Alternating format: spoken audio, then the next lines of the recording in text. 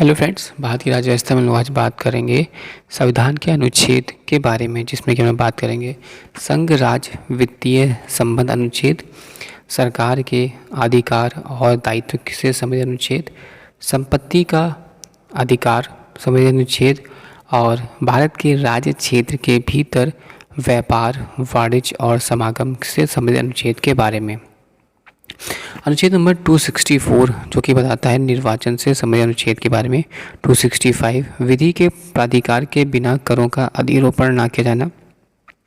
अनुच्छेद नंबर 266 भारत और राज्यों को संचित निधियों और लोक लेखे।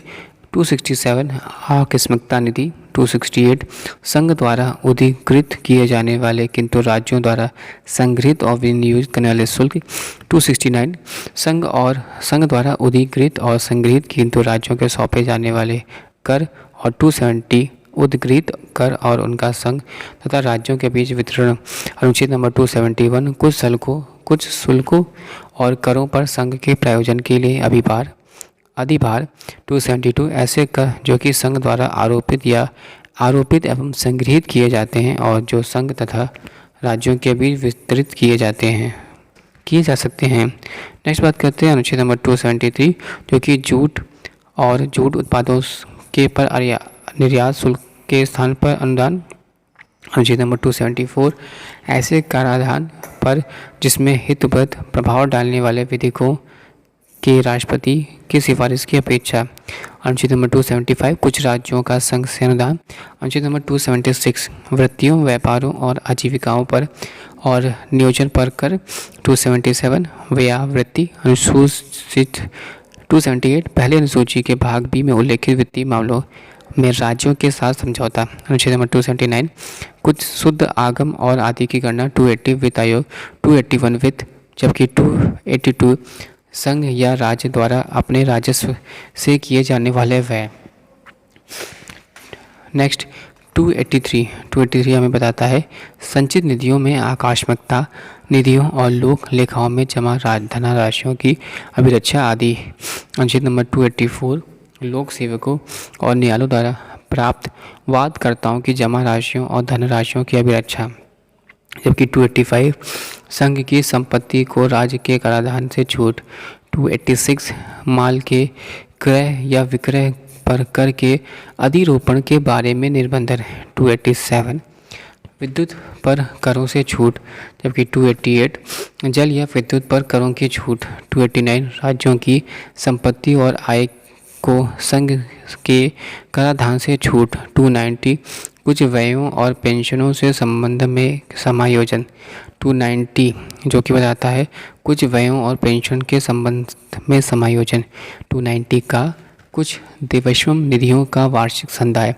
291 शासकों की प्रीवी पर्स की राशि। और 292 भारत सरकार द्वारा उधार लेना। 293 हमें बताता है राज्यों द्वारा उधार लेना। अब हम लोग बात करेंगे सरकार के अधिकार और दायित्व से संबंधित अनुच्छेद जो कि 294 से लेकर 300 के बीच के अंतर्गत आते हैं। 294 कुछ दशाओं में संपत्ति, आस्तियों, अधिकारियों, दायित्वों और बाध्यताओं का उत्तराधिकार। 295 जो कि बताता है अन्य दशाओं में संपत्ति, आस्तियों, अधिकारियों, दायित्वों और बाध्यताओं का उत्तराधिकार। 296 बताता है राजगामी या व्यक्तिगत या स्वामी विहीन होने से भूत संपत्ति। 297 बताता है राज्य, क्षेत्रीय, सागर खंड या महाद्वीप, मनगन तट भूमि में स्थित मूल्यवान चीज़ों पर अन्य आर्थिक क्षेत्र के संपत्ति स्रोतों का संघ में निहित होना। जबकि अनुच्छेद नंबर 298 बताता है व्यापार करने की आदि की शक्ति। 299 बताता है संविदाएँ और 300 बताता है वाद और कार्रवाइयाँ।